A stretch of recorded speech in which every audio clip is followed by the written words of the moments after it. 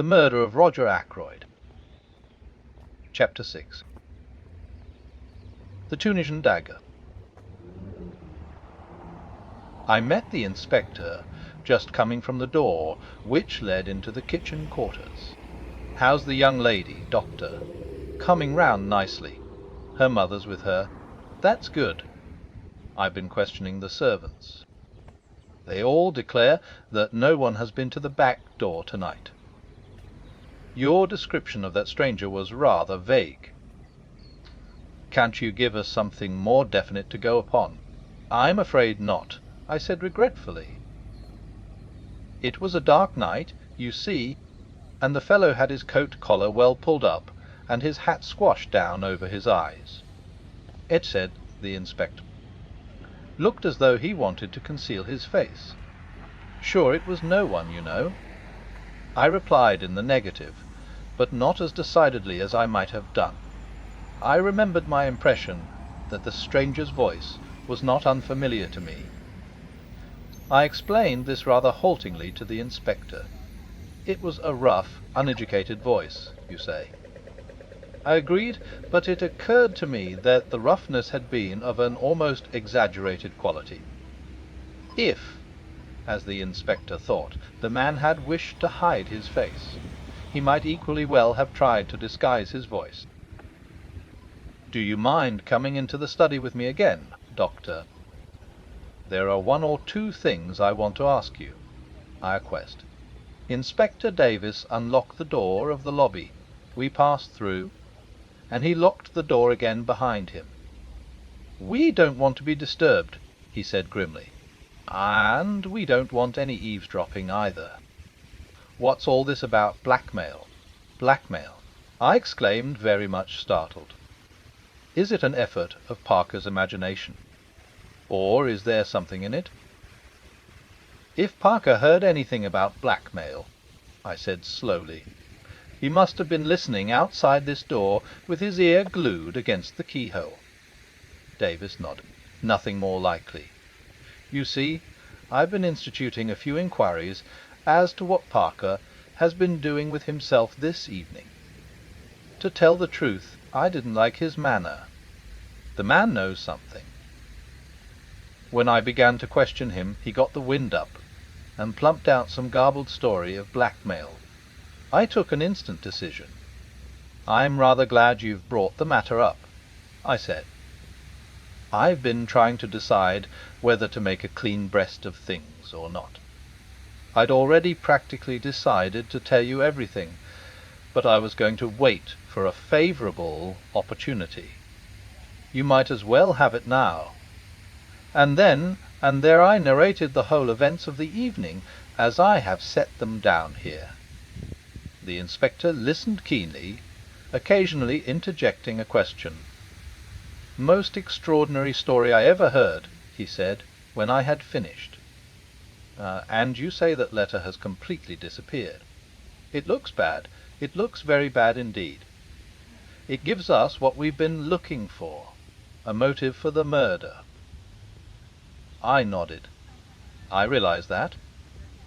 "You say that Mr. Ackroyd hinted at a suspicion he had that some member of his household was involved. Household's rather an elastic term. You don't think that Parker himself might be the man we're after?" I suggested. "It looks very like it. He was obviously listening at the door when you came out. Then Miss Ackroyd came across him later bent on entering the study. Say he tried again when she was safely out of the way. He stabbed Ackroyd, locked the door on the inside, opened the window, and got out that way, and went round to a side door which he had previously left open. How's that?" "There's only one thing against it," I said slowly. "If Ackroyd went on reading that letter as soon as I left, as he intended to do, I don't see him continuing to sit on here and turn things over in his mind for another hour. He'd have had Parker in at once, accused him then and there would have been a fine old uproar. Remember, Ackroyd was a man of choleric temper. Mightn't had time to go on with the letter just then. suggested the inspector. "We know someone was with him at 9:30. If that visitor turned up as soon as you left, and after he went, Miss Ackroyd came in to say good night." "Well?" "He wouldn't be able to go on with the letter until close upon 10 o'clock. And the telephone call. Parker sent that all right. Perhaps before he thought of the locked door and open window. Then he changed his mind, or got in a panic, and decided to deny all knowledge of it. That was it, depend upon it." "Wise," I said rather doubtfully. "Anyway, we can find out the truth about the telephone call from the Exchange. If it was put through from here, I don't see how anyone else but Parker could have sent it. Depend upon it, he's our man. But keep it dark. We don't want to alarm him just yet, till we've got all the evidence. I'll see to it he doesn't give us the slip. To all appearances, we'll be concentrating on your mysterious stranger." He rose from where he had been sitting astride the chair belonging to the desk, and crossed over to the still form in the armchair. "The weapon ought to give us a clue," he remarked, looking up. "It's something quite unique, a curio, I should think, by the look of it." He bent down, surveying the handle attentively, and I heard him give a grunt of satisfaction. Then, very gingerly, he pressed his hands down below the hilt and drew the blade out from the wound. Still carrying it so as not to touch the handle, he placed it in a wide china mug which adorned the mantelpiece. "Wes," he said, nodding at it, "quite a work of art. There can't be many of them about." It was indeed a beautiful object. A narrow, tapering blade, and a hilt of elaborately intertwined metals of curious and careful workmanship. He touched the blade gingerly with his finger, testing its sharpness, and made an appreciative grimace. "Lord, what an edge!" he exclaimed. "A child could drive that into a man, as easy as cutting butter. A dangerous sort of toy to have about. May I examine the body properly now?" I asked. He nodded. "Go ahead. I made a thorough examination." "Well," said the inspector, when I had finished. "I'll spare you the technical language," I said. "We'll keep that for the inquest. The blow was delivered by a right-handed man standing behind him, and death must have been instantaneous. By the expression on the dead man's face, I should say that the blow was quite unexpected. He probably died without knowing who his assailant was." "Butlers can creep about as soft-footed as cats," said Inspector Davis. "There's not going to be much mystery about this crime. Take a look at the hilt of that dagger." I took the look. "I dare say they're not apparent to you, but I can see them clearly enough." He lowered his voice, peremptory.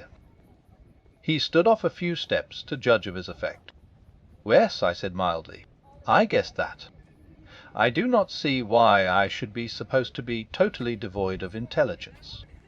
After all, I read detective stories and the newspapers, and am a man of quite average ability.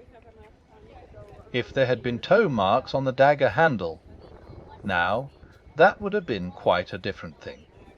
I would then have registered any amount of surprise and awe. I think the inspector was annoyed with me for declining to get thrilled." He picked up the china mug and invited me to accompany him to the billiard room. "I want to see if Mr. Raymond can tell us anything about this dagger," he explained. Locking the outer door behind us again, we made our way to the billiard room, where we found Geoffrey Raymond. The inspector held up his exhibit. "Ever seen this before, Mr. Raymond?" "Oui, I believe. I'm almost sure that is a curio given to Mr. Ackroyd by Major Blunt. It comes from Morocco, no, Tunis. So the crime was committed with that. What an extraordinary thing! It seems almost impossible, and yet there could hardly be two daggers the same. May I fetch Major Blunt?" Without waiting for an answer, he hurried off. "Nice young fellow that," said the inspector. "Something honest and ingenuous about him." I agreed. "In the 2 years that Geoffrey Raymond has been secretary to Ackroyd, I have never seen him ruffled or out of temper. And he has been, I know, a most efficient secretary." In a minute or two Raymond returned, accompanied by Blunt. "I was right," said Raymond excitedly. "Et ice the Tunisian dagger." "Major Blunt hasn't looked at it yet," objected the inspector. "Saw it the moment I came into the study," said the quiet man. "You recognized it then?" Blunt nodded. "You said nothing about it," said the inspector suspiciously. "Wrote wrong moment," said Blunt. "Lot of harm done by blurting out things at the wrong time." He returned the inspector's stare placidly enough. The latter grunted at last and turned away. He brought the dagger over to Blunt. "You're quite sure about it, sir? You identify it positively?" "Absolutely. No doubt whatever." "Where was this, Curio usually kept?" "Can you tell me that, sir?" It was the secretary who answered. "In the silver table in the drawing-room." "What?" I exclaimed. The others looked at me. "Why, west, Doctor?"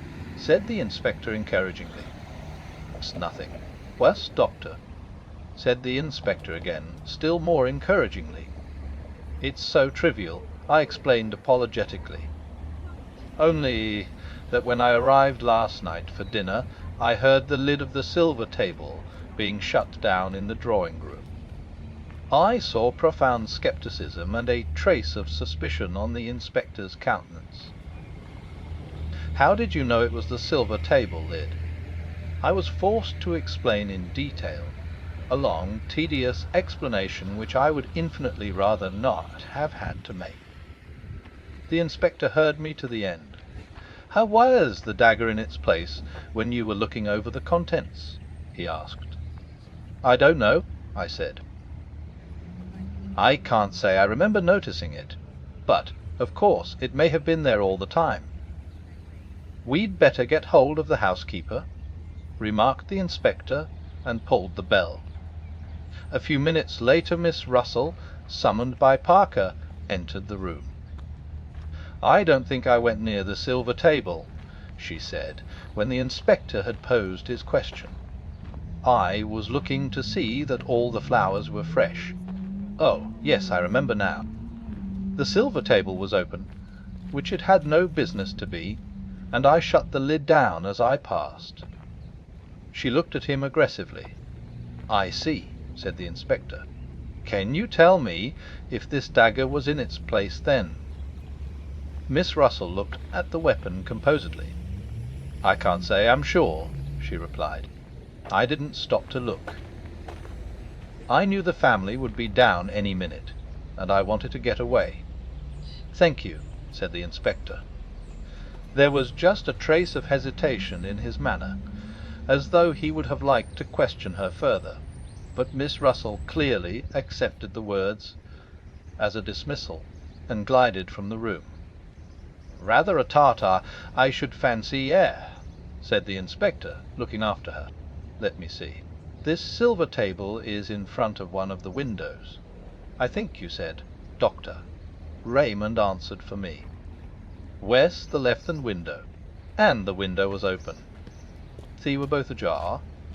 "Well, I don't think we need go into the question much further. Somebody, I'll just say somebody, could get that dagger any time he liked, and exactly when he got it doesn't matter in the least. I'll be coming up in the morning with the chief constable, Mr. Raymond. Until then, I'll keep the key of that door. I want Colomaros to see everything exactly as it is. I happen to know that he's dining out the other side of the county, and, I believe, staying the night." We watched the inspector take up the jar. "I shall have to pack this carefully," he observed. "It's going to be an important piece of evidence in more ways than one. a few minutes later as I came out of the billiard room with Raymond. The latter gave a low chuckle of amusement. I felt the pressure of his hand on my arm, and followed the direction of his eyes. Inspector Davis seemed to be inviting Parker's opinion of a small pocket diary. "A little obvious," murmured my companion. "So Parker is the suspect, is he? Shall we oblige Inspector Davis with a set of our fingerprints also?" He took 2 cards from the card tray, wiped them with his silk handkerchief, then handed one to me, and took the other himself. Then, with a grin, he handed them to the police inspector. "Souvenirs," he said. "Number 1, Dr. Shepherd. Number 2, my humble self. One from Major Blunt will be forthcoming in the morning." The oath is very buoyant. Even the brutal murder of his friend and employer could not dim Geoffrey Raymond's spirits for long. Perhaps that is as it should be. I do not know. I have lost the quality of resilience long since myself. It was very late when I got back, and I hoped that Caroline would have gone to bed. I might have known better. She had hot cocoa waiting for me, and whilst I drank it, she extracted the whole history of the evening from me. I said nothing of the blackmailing business, but contented myself with giving her the facts of the murder. "The police suspect Parker," I said, as I rose to my feet and prepared to ascend to bed. "There seems a fairly clear case against him." "Parker," said my sister. "Fiddlesticks. That inspector must be a perfect fool. Parker indeed. Don't tell me." With which obscure pronouncement we went up to bed.